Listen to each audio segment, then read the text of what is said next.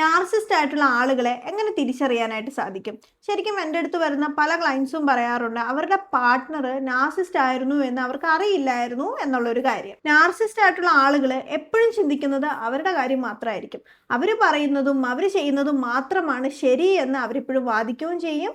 മറ്റൊരാൾ പറയുവാണ് നിങ്ങൾ പറഞ്ഞത് ശരിയല്ല എന്ന് പറയുമ്പോൾ അവരൊരിക്കലും അത് സമ്മതിച്ചു കൊടുക്കുകയില്ല. അങ്ങനെ പറയുന്ന ആളോട് ഇവർക്ക് ഭയങ്കര ദേഷ്യമായിരിക്കും. ഇവർക്ക് കോൺസ്റ്റന്റ് നീഡ് ഫോർ വാലിഡേഷൻ ആണ്. ഇവരെ മറ്റുള്ളവർ എപ്പോഴും ഇവരെ അംഗീകരിക്കണം എന്ന് ആഗ്രഹിക്കുന്നവരായിരിക്കും. ഇവരെ അംഗീകരിക്കാത്തവരെ ഇവർക്ക് ഒട്ടും തരത്തിലുള്ള താല്പര്യം ഉണ്ടായിരിക്കില്ല. അവരെ കൂടുതൽ വേദനിപ്പിക്കാനായിട്ട് ഇവർ നോക്കുകയും ചെയ്യും. മൂന്നാമത്തെ പോയിന്റ് ആണ് ലാക്ക് ഓഫ് എമ്പതി. ഇവർക്ക് സഹാനുഭൂതി എന്ന് പറയുന്ന കാര്യം ഒട്ടും ഉണ്ടായിരിക്കില്ല. മറ്റൊരാളുടെ വിഷമം ഇവർക്ക് ഒരു തരത്തിലും മനസ്സിലാക്കാനായിട്ട് സാധിക്കുകയില്ല. നാലാമത്തെ പോയിന്റ് ആണ് കൺട്രോൾ. ഇവരെപ്പോഴും മറ്റുള്ളവരെ കൺട്രോൾ ചെയ്തുകൊണ്ടിരിക്കും.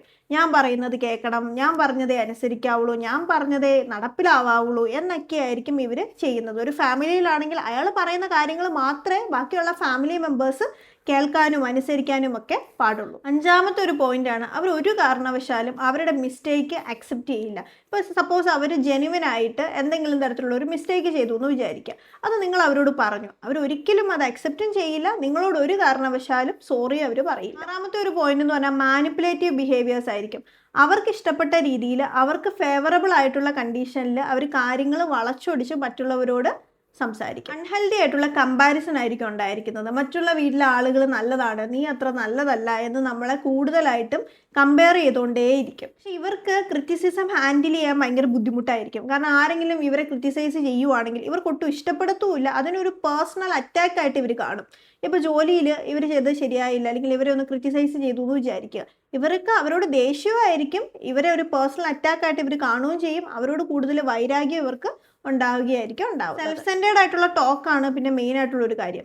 എന്ന് പറഞ്ഞാൽ ഇവർ ഞാൻ ചെയ്തു, എൻ്റെ, അങ്ങനെയുള്ള കാര്യങ്ങളായിരിക്കും പറയുന്നത്. വേറെയുള്ള ആളുകൾ എന്തെങ്കിലും ചെയ്തിട്ടുണ്ടെങ്കിൽ അതിനെപ്പറ്റി ഇവർ ഒരു കാരണവശാലും മെൻഷൻ ചെയ്യൂല. എല്ലാം ചെയ്തത് താനാണ് എന്ന് അവർ വരുത്തി തീർക്കുകയും ചെയ്യും. നിങ്ങൾക്ക് പരിചയമുള്ള ആളുകളിൽ ഈ 7 പോയിന്റും അല്ലെങ്കിൽ ഒരു 6 പോയിന്റെങ്കിലും മീറ്റ് ചെയ്യുന്ന ആളുകൾ, നിങ്ങൾക്ക് പരിചയമുള്ള ആളുകളുണ്ടെങ്കിൽ അവർ നാർസിസ്റ്റ് ആയിട്ടുള്ള ഒരാൾ തന്നെയാണ്. അങ്ങനെയുള്ളവരിൽ നിന്ന് രക്ഷപ്പെടുക എന്നുള്ളത് വളരെ നല്ലൊരു കാര്യമാണ്. വളരെ ഇമ്പോർട്ടൻ്റ് ആയിട്ടുള്ളൊരു കാര്യം തന്നെയാണ്.